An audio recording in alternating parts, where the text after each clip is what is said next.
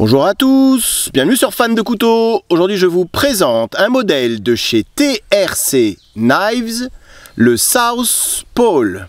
Je vous présente également Baya, 4 mois, croisé Border Collie et berger allemand, nouveau membre de la famille FDC qui va m'accompagner comme l'a fait Kali pendant ces 10 dernières années, pendant toutes mes sorties quotidiennes et plus particulièrement mes sorties vidéo. Donc je suis ravi de pouvoir vous la présenter puisque vous risquez de l'apercevoir en arrière-plan, comme vous avez pu apercevoir Kali quelquefois dans les vidéos extérieures.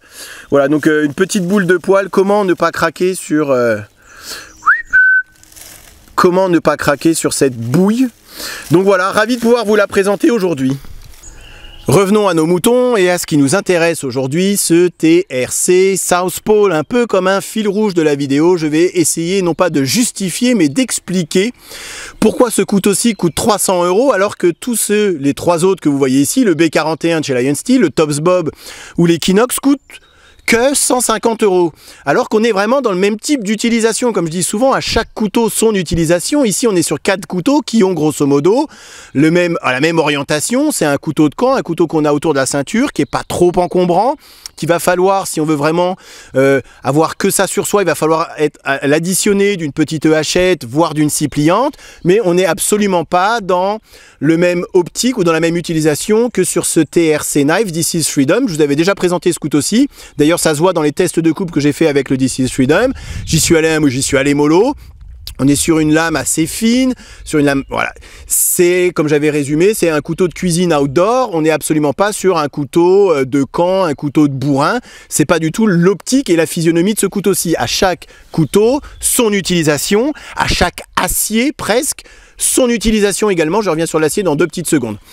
Donc pour vous situer le couteau, le South Pole, on est sur une longueur totale de 23,4 cm. Longueur de la lame 11,5 cm. On est sur une épaisseur, et je vous le mets à côté du Lion Steel, une épaisseur de lame de 4,4 mm. Vous voyez, les deux dos de lame ont été légèrement arrondis.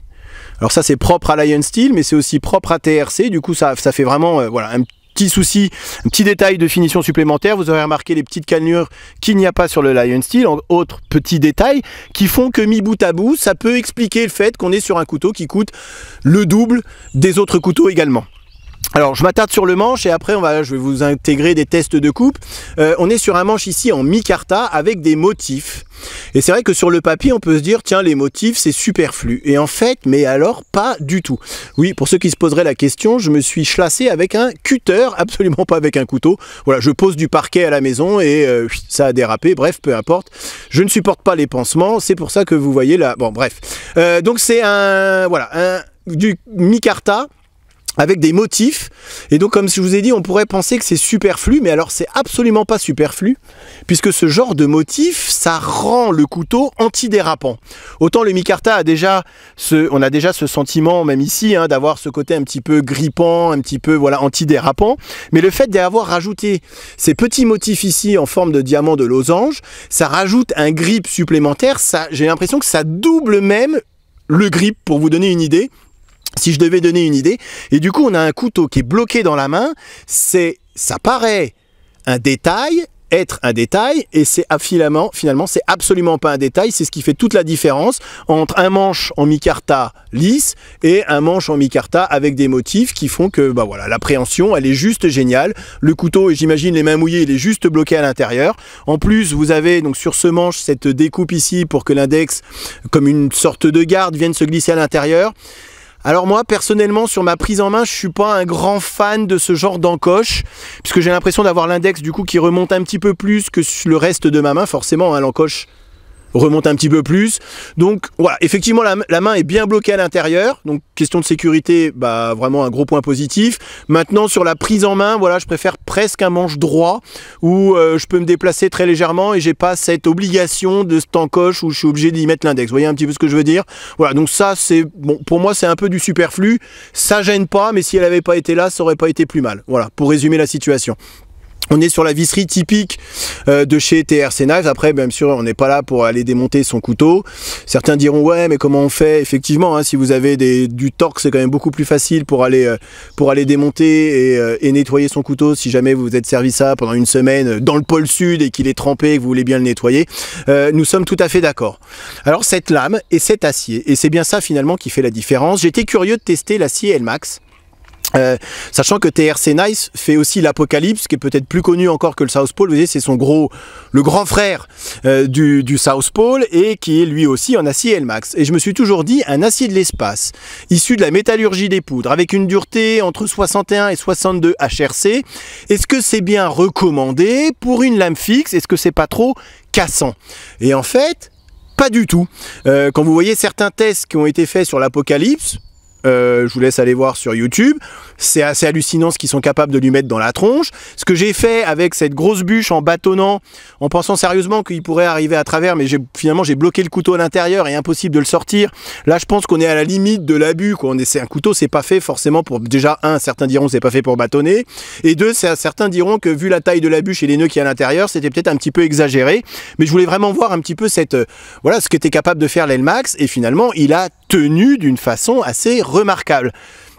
Bien évidemment, si vous voulez un couteau de bourrin ou un acier de bourrin, comme je vous ai dit, à chaque acier, son utilisation.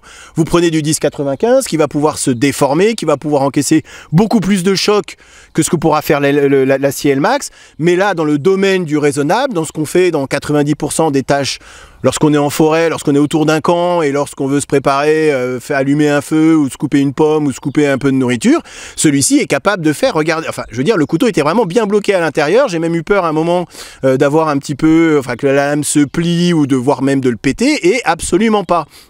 Pareil, lorsque je fais un petit peu de coupe à la volée, même s'il n'est absolument pas fait pour les coupes à la volée, on est sur un poids de 190 grammes. Il y a que très peu d'inertie, c'est pas fait pour ça. Si vous voulez faire de la coupe à la volée, prenez le grand frère, l'Apocalypse, lui sera capable de faire de la coupe à la volée. Je vous présenterai très certainement un jour l'Apocalypse sur la chaîne, puisque je suis vraiment tombé amoureux de cette marque. C'est très joli, c'est très beau, mais c'est aussi très efficace. Ce ne sont pas que des couteaux de vitrine, ce sont des couteaux qui sont faits également pour être utilisés. Pour rester dans ce que j'ai appelé le fil rouge et essayer d'expliquer ces tarifs exorbitants, dissuasifs pour certains, débiles pour d'autres, et puis pour certains autres, ça sera peut-être même pas assez cher finalement, donc comme ça il y en a pour tout le monde. Mais on est, à mon sens, dans ce qui se fait de mieux aujourd'hui en termes de couteaux de production et de lames fixes de production. On est bel et bien sur du couteau de production. La seule chose qui est fait à la main, c'est l'affûtage final. Autrement, ça reste du couteau de production. Mais j'ai l'impression, j'ai ce sentiment que toutes ces étapes de production sont maîtrisées à la perfection par TRC Knives. Du début à la fin, quand on reçoit le couteau avec le packaging, alors je ne vous l'ai pas ramené puisqu'on est le même que sur le This is Freedom, on a l'impression de recevoir une belle montre, de recevoir un bijou. Du début à la fin, on est sur du haut de gamme et on a ce sentiment de haut de gamme, de la première prise en main du couteau. Et lorsqu'on commence à regarder le couteau sous toutes ses coutures, on se dit mais on est vraiment, voilà, c'est parfait, il n'y a rien qui dépasse, on est dans du haut de gamme. Je reviens 2 petites secondes sur cet acier. L'Elmax, puisque finalement c'est quoi une lame fixe? C'est une barre d'acier avec 2 plaquettes en micarta ici, et c'est pas le micarta qui coûte le plus cher. Par contre l'acier Elmax, c'est clairement un acier qui va coûter plus cher que du 1095, ça va coûter plus cher que du N690, et j'ai aussi ce sentiment, cette impression que TRC maîtrise ce traitement à la perfection. On est sur une résilience, alors peut-être pas à hauteur du CPM 3V, mais avec ce que je lui ai mis dans la tronche, honnêtement, j'ai pas besoin d'avoir un acier qui est plus résilient que ça. On est sur une tenue du tranchant qui est juste phénoménale. On est sur un acier inox, donc on va pas avoir à en prendre soin comme d'un acier carbone. Que demander de plus à un acier que ce que nous offre le Elmax ici? Alors, le petit revers de la médaille, c'est que sur des aciers de 61-62 HRC, c'est sûr que ça va être un petit peu plus long, ça va demander un petit peu plus de maîtrise à affûter que sur du 10-95. On est tout à fait d'accord. Mis à part ce petit truc sur l'affûtage, honnêtement, je ne vois pas ce qu'on peut demander de plus à un couteau avec 11,5 cm de taille de lame pour un poids de 190 grammes.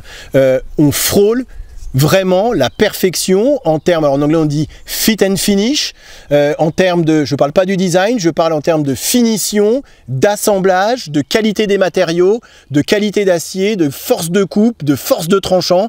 C'est, à mon sens, du haut de gamme. Finalement, la seule chose qui fait pas haut de gamme dans ce couteau-ci, c'est l'étui. Puisque comme je vous ai dit, même le paquet, la boîte dans laquelle tout fait haut de gamme, sauf l'étui. On est sur un étui Kydex finalement assez banal. Alors il fait le travail, hein, puisque on a une très bonne rétention, aucun problème. Vous n'avez aucun jeu, vous voyez, ça glingue pas de partout, donc il n'y a aucun souci. Maintenant, on est sur un étui Kydex, tout ce qu'il y a de plus banal. Alors oui, ils ont fait le petit trou pour que la pluie puisse s'écouler. Oui, ils ont fait ici pour qu'on puisse y reposer le pouce et qu'on puisse sortir le couteau assez facilement. Oui, vous avez un passant nylon. Maintenant, ça ressemble un peu à tous les autres étuis Kydex. J'aurais bien vu un petit truc TRC, une petite couleur supplémentaire. Un petit truc en plus qui fait qu'on était aussi sur un étui haut de gamme. Je vous remercie d'avoir regardé cette vidéo et je vous dis à très bientôt sur Fan de Couteaux. Salut! Présentation, comparaison avec d'autres modèles et test de coupe en fin de vidéo comme d'habitude. Ok, allez, voyons voir ce que ça donne. Rasoir. Encore une fois, les goûts et les couleurs. C'est simple et efficace. Je suis faible, j'achète. Il n'y en aura pas pour tout le monde.